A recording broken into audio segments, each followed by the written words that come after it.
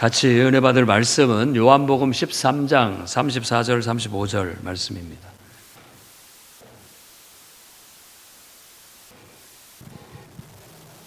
요한복음 13장 34, 35절 말씀 교독합니다. 새 계명을 너희에게 주노니 서로 사랑하라. 내가 너희를 사랑한 것 같이 너희도 서로 사랑하라. 너희가 서로 사랑하면 이로써 모든 사람이 너희가 내 제자인 줄 알리라. 아멘. 네, 새롬동에도 벚꽃이 활짝 피어가고 있습니다. 우리 인생에도 하나님의 은혜로 말미암아 정말 그런 영광스러운 그런 삶이 펼쳐지기를 축복합니다. 네, 사순절 기간으로서 지난주 말씀에는 우리가 하나님의 사랑을 입은 자로서 마땅히 하나님 앞에 우리를 자신을 돌아보고 회개해야 된다라는 말씀을 드렸습니다. 오늘은 그 두 번째 시간으로 우리도 서로 사랑을 하면서 살아야 된다라는 겁니다. 그래서 우리 자신들을 돌아보아 내가 정말 하나님의 사랑으로 사랑을 실천하며 살아가고 있는지를 한번 생각해 볼 수 있는 시간이 되기를 바랍니다. 그래서 오늘 예수님께서 주신 새 계명에 대해 내가 너희를 사랑한 것 같이 너희도 나를 사랑하라는 그 말씀을 우리가 기억하고 어떻게 하면 우리가 예수님의 제자로서 그분의 가르침을 실천할 수 있을까라는 하나님의 그 사랑의 실천 방법에 대해서 다음과 같이 여러분에게 말씀을 나누고자 합니다. 맨 먼저 우리가 생각해 봐야 할 것은 사랑의 본질입니다. 사랑이 도대체 뭐냐라는 거예요. 예수님이 하신 말씀은 내가 너희를 사랑한 것 같이 너희도 서로 사랑하라는 거예요. 여기서 우리가 핵심적으로 생각해야 할 건 내가 너희를 사랑한 것 같이에 해당되는 겁니다. 사랑은 내가 사랑해야지 해서 되는 게 아니라 내 안에 사랑이 꽉 차 있으면 흘러나오는 게 참 사랑이라고 할 수가 있겠습니다. 그러니까 내가 누군가한테 내가 너를 사랑했잖아. 내가 너한테 사랑을 줬는데 너는 나한테 뭘 주느냐라고 한다면 그건 참 사랑에서 벗어난 거예요. 진짜 사랑은 내가 준지도 모르고 하는 것이 진짜 사랑입니다. 언제 했는지도 모르게 그 사랑이 그냥 흘러나가는 거예요. 그래서 사랑은 성경에서 말하는 사랑은 구약 성경에서는 헤세드라는 용어로 표현합니다. 근데 그 헤세드라는 말을 구약 성경의 번역을 자비라는 말로 번역을 해놨어요. 자비는 불쌍히 여긴다라는 그런 뜻으로 보통 봅니다. 근데 그 헤세드는 그런 말로 다 이렇게 설명할 수 없는 더 다양한 의미예요. 성경에서 하나님의 사랑을 얘기할 때 창조, 하나님 사랑이다. 그리고 우리를 돌보시는 거 사랑이다. 하나님이 우리에게 재앙을 내리는 것도 사랑이다. 하나님이 우리를 심판하시는 것도 사랑이다 라고 말함으로써 그냥 하나님이 우리를 향해서 쏟아내는 모든 것을 사랑이라고 그렇게 명명합니다. 그걸 헤세드라고 하는 거예요. 그래서 그 사랑의 특징을 몇 가지로 얘기한다면 그 사랑은 변함이 없다는 거, 항상 똑같다는 거, 항상 변함없이 우리에게 대해서 긍휼히 여기는 마음으로 대해 주신다라는 그런 의미로서 헤세드를 썼습니다. 이것을 이제 헬라어로 번역을 한 게 신약 성경인데 헬라어에서는 사랑이 좀 다른 용어, 세 가지 용어로 씁니다. 우리가 보통 알고 있는 아가페, 그리고 필레오, 또 에로스 이렇게 세 가지 사랑이라서 그걸 뭐 굳이 구분 짓는 사람들도 있습니다. 아가페는 부모님의 그 무조건적인 사랑, 필레오는 친구 간의 우정, 에로스는 남녀 간의 그런 애틋한 사랑, 뭐 이런 것들을 얘기한다고 하는데 사실 성경을 보면 혼용하고 있어요. 혼용. 그러니까 어떻게 딱히 그것만으로 이렇게 특정져서 쓰지는 않는다라는 거죠. 하나님의 사랑은 어떻게 보면 아주 우리가 생각하는 것보다 훨씬 더 폭이 넓어요. 우리가 사랑이라고 느끼지 못하는 것마저도 사랑이라고 말하고 있다라는.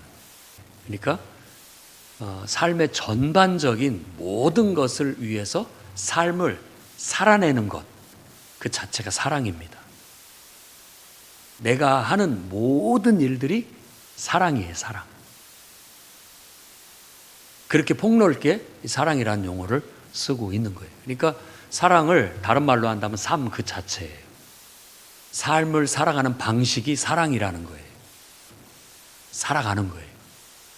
오늘도 살아가기 위해서 일어나고 먹고 여러분들이 사람과의 관계를 이루면서 하는 모든 행위를 사랑으로 말할 수 있다는 거예요. 그것이 사랑의 본질입니다.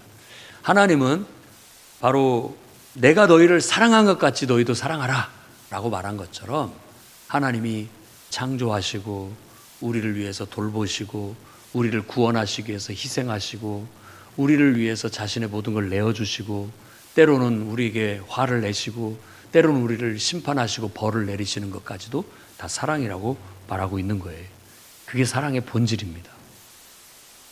우리가 그런 하나님을 깨닫고 그런 하나님의 사랑을 입었을 때 그 사랑, 하나님 내가 그분의 사랑 속에서 존재하고 있구나. 그분의 사랑 속에서 살아가고 있구나 라는 걸 느낀다면 우리는 비로소 사랑할 수 있는 존재가 될 수 있다는 거예요. 그래서 나도 삶 자체가 사랑이라고 말할 수 있다는 겁니다. 그래서 오늘 예수 그리스도를 통해서 우리에게 보여주신 사랑, 자신의 모든 것을 내어주신 그 사랑, 우리를 한결같이 변함없이 사랑하시는 그 무조건적이고 희생적이고 변함없는 그 사랑을 내가 깨닫고 그 사랑을 내 안에 받아들이고 그 사랑으로 내 가슴이 꽉 찼다면 여러분은 사랑하며 살 수 있습니다. 그렇지만 내가 억지로 사랑해야지, 누구한테 잘해줘야지 이러면 참사랑이 안 나가요. 그건 계산적이고 조건적인 사랑이기 때문에 진정한 참사랑이라고 이미 말하기가 어렵게 되는 겁니다. 마태복음 22장 39절에는 하나님을 사랑하라 라는 말씀과 함께 내 이웃을 내 몸처럼 사랑하라 라고 그렇게 얘기합니다. 그러니까 사랑이라는 것은 가만히 보면 나를 창조하신 그분의 사랑을 내가 알면 나아가서 나를 사랑할 수 있게 되고 더 나아가서 다른 사람도 사랑할 수 있게 된다라고 그렇게 말하고 있는 거예요. 여러분 자신을 사랑하시기 바랍니다. 그게 바로 하나님을 사랑하는 거예요. 여러분 주위에 있는 사람을 사랑하십시오. 그게 바로 하나님을 사랑하는 것입니다. 거꾸로 하나님을 사랑한다면 여러분 자신을 사랑하셔야 됩니다. 하나님을 사랑한다면 여러분 주위의 모든 사람을 사랑하셔야 됩니다. 왜냐하면 그게 성경의 원리예요. 하나님이 창조한 모든 세계는 하나님 그 자신이에요. 하나님 그 자신이기 때문에 그렇습니다. 그렇기 때문에 지극히 작은 자에게 한 것이 곧 나한테 한 거예요. 그러니까 하나님께 한 거란 말이에요. 성경의 위대한 가르침 중에 하나가 죽게 하듯 해라. 여러분에게 주어진 인생도 하나님이다 생각하고 사랑하며 성실히 대해야 됩니다. 여러분에게 주어진 배우자도 하나님이 주신 저 사람 안에 하나님이 계시다라고 인정하고 성실하게 대해야 되고 최선을 다해서 살아가야 됩니다. 여러분에게 주변에 다 붙여주신 사람들이 다 하나님이에요. 그렇기 때문에 하나님이라고 생각하고 그 사람 속에 하나님이 계시다라고 생각하고 그 사람을 대한다고 마음에 먹지 말고 하나님께 하듯 하면 그게 참사랑이 되는 것입니다. 그게 진정한 이웃사랑의 실천이라고 할 수 있겠죠.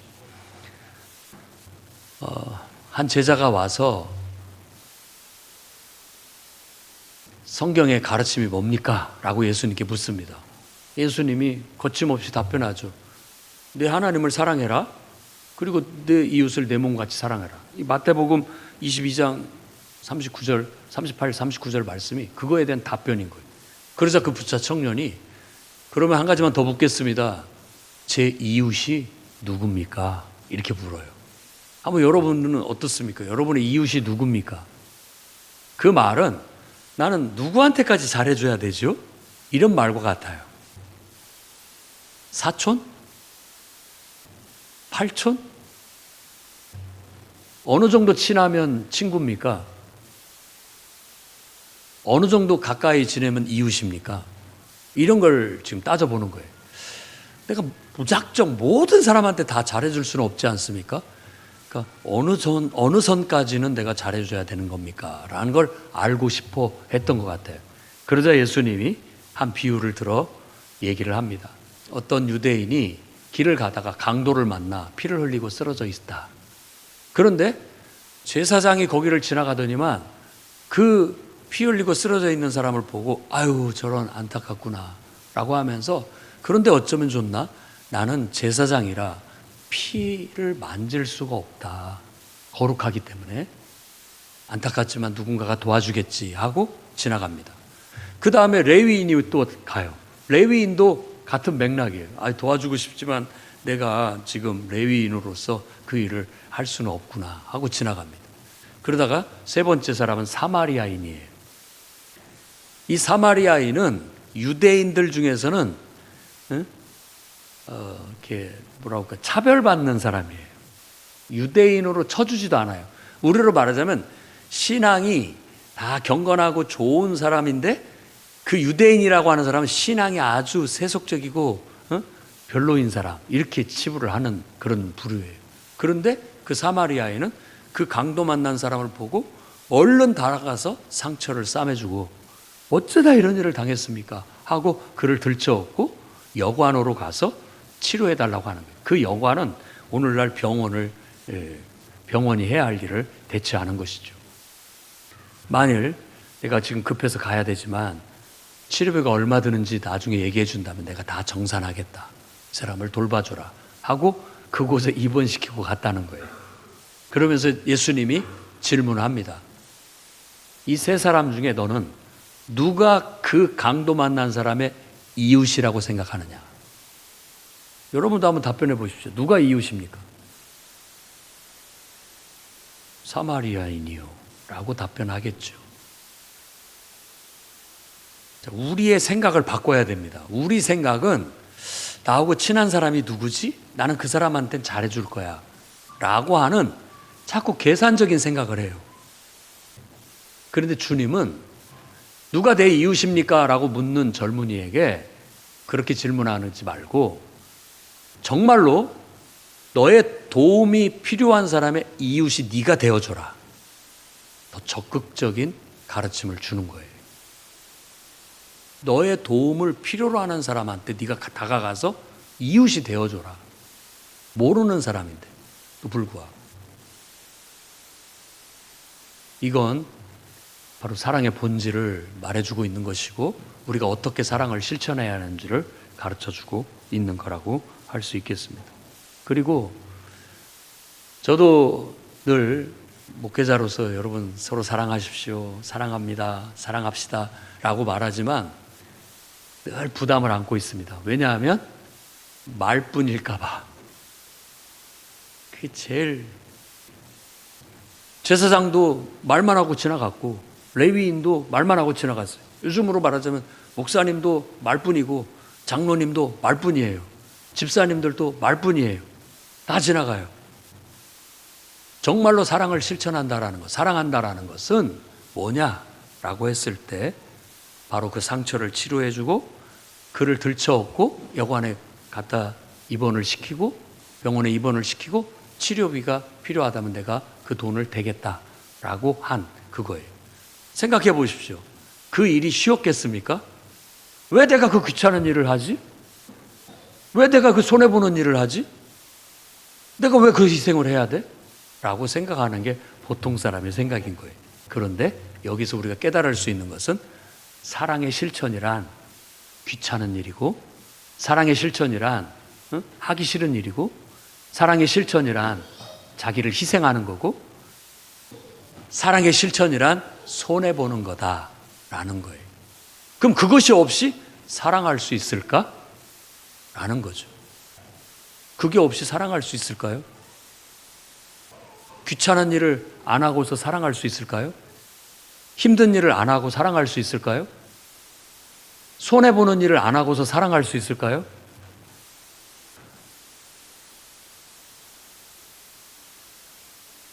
사랑의 본질은 바로 거기에 있는 겁니다.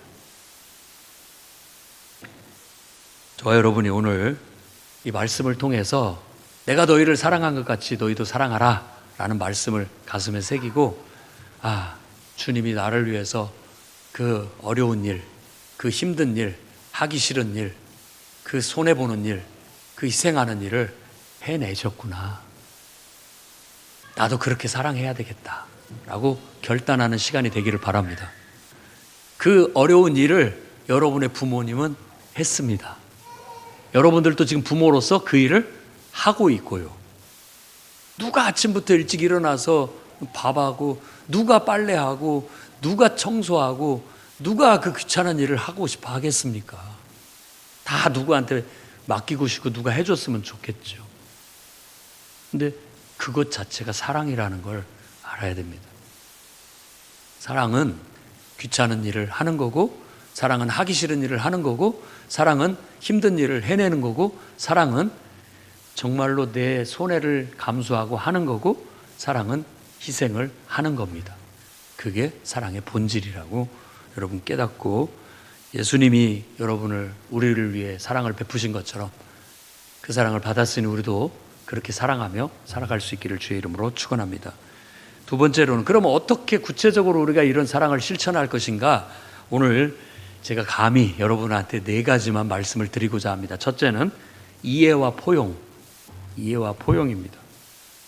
사랑하기 위해서는 여러분 서로를 이해하고 포용하는 것을 실천하셔야 됩니다. 이해와 포용이라는 것은 우리가 신앙 안에서 하는 거예요. 하나님을 믿으니까, 하나님을 사랑하니까, 하나님 때문에 모든 사람을 사랑하고 받아들이는 거예요. 왜? 그 영혼을 하나님이 창조하셨다고 믿기 때문에, 그 영혼도 하나님이 사랑한다고 믿기 때문에, 그 마음으로 포용과 이해하는 거예요. 그래서 모든 사람을 대할 때 여러분이 판단하고 정죄하고 하는 것보다는 이해하려고 노력들을 하시기를 바랍니다. 어떤 행동을 해서도 왜 저렇게 하는 거야? 라기보다는 그 말이 그 사람에 대한 정죄가 아니라 그 사람을 이해해 보려고 하는 거예요. 똑같은 말이지만 저 사람은 왜 저렇게 행동을 할까? 한번 이해해 보려고 하는 것이죠. 그리고 내 기준에 맞지 않고 내 생각과 다르다고 할지라도, 저 사람은 저렇게 생각하는구나, 저 사람은 저런 사람이구나 라는 포용력을 가질 필요가 있다라는 거예요. 그것이 진정한 의미에서 사랑이라고 할 수 있고, 사람에 대한 존중이라고도 할 수 있고, 사람에 대한 배려라고도 할 수 있습니다. 로마서 15장 7절 말씀 보면, 그러므로 그리스도께서 우리를 받아 하나님께 영광을 돌리신 것 같이 너희도 서로 받으라.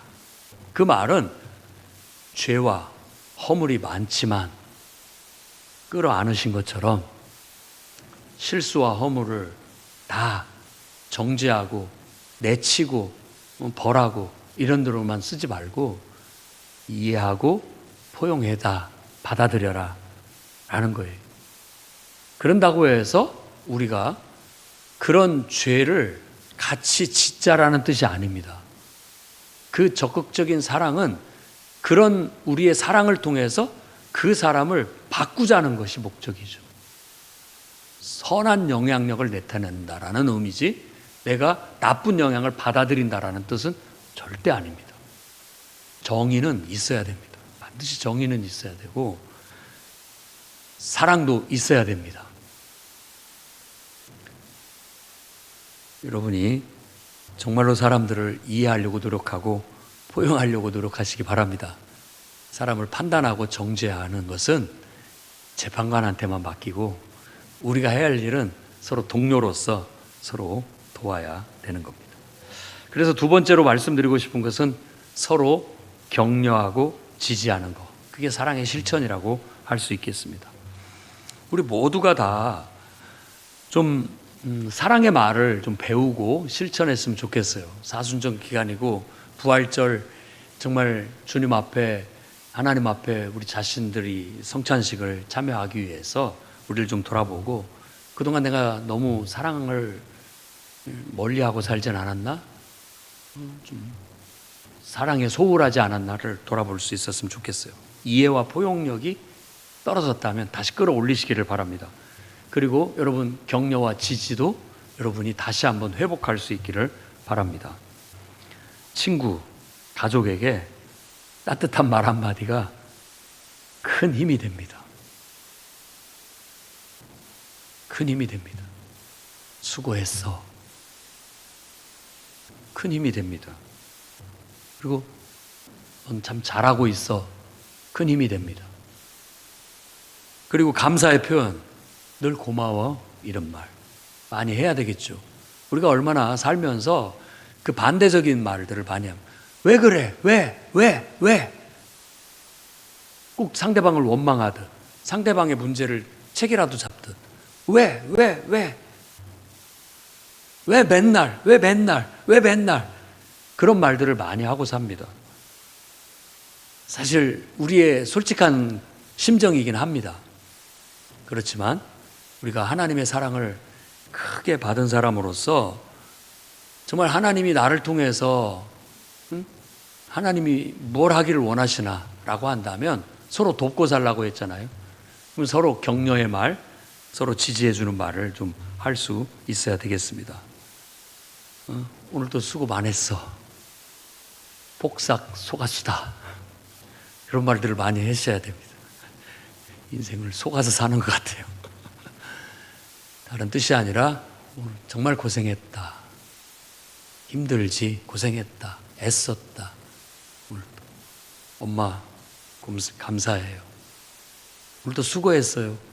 이런 말들이 얼마나 사람들에게 용기를 주고 힘을 주고 또 삶의 의욕을 갖게 만들어주는지 모릅니다.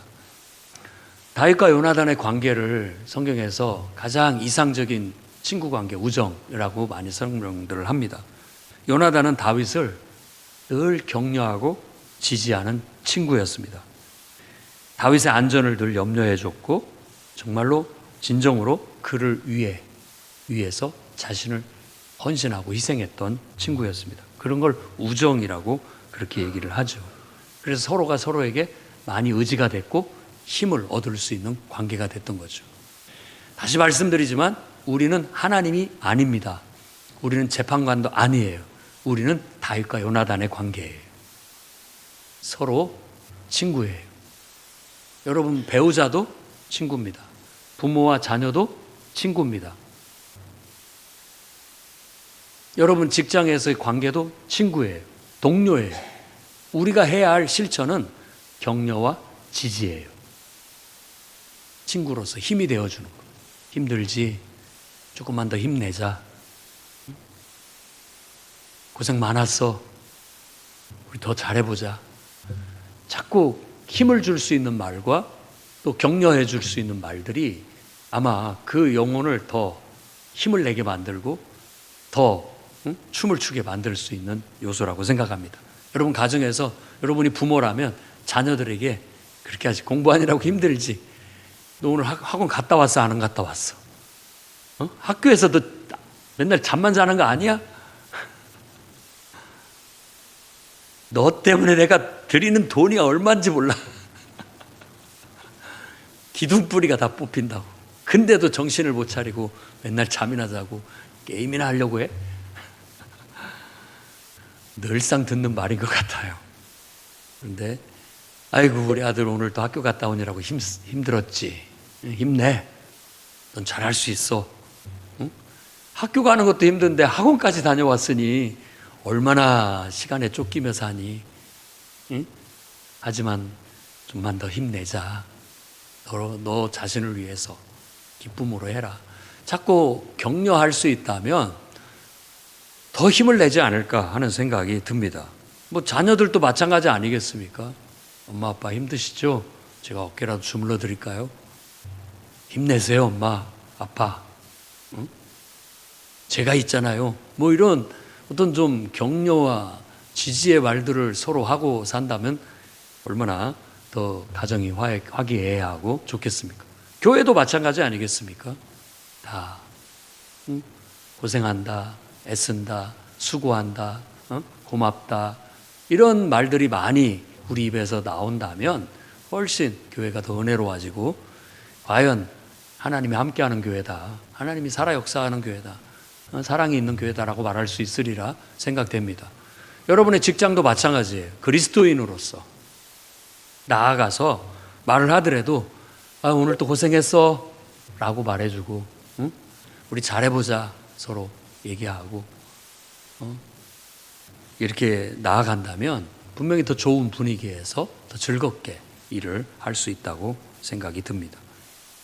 히브리서 10장 24절 말씀에 서로 돌아보아 사랑과 선행을 격려하며, 서로가 나만 생각하지 말고 좀 서로를 생각하고 선행과 사랑을 격려할 수 있는 그런 분위기가 될 수 있었으면 좋겠고, 우리나라 정치도 그렇게 바뀌었으면 좋겠고, 모든 시민들의 의식이 좀 그렇게 수준 높은 의식으로 변해서 세상이 좀 더 아름다워지고 더 밝아질 수 있었으면 좋겠습니다. 그런 모범을 보여야 할 사람들이 바로 하나님을 믿는 사람들, 하나님의 사랑을 받은 사람들이 더 그런 모범을 보이시기를 주의 이름으로 축원합니다. 그다음에 세 번째로는 봉사와 나눔을 실천하는 겁니다.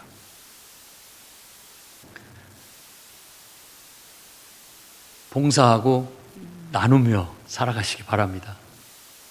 누군가를 위해서 도움을 줄 필요가 있어요.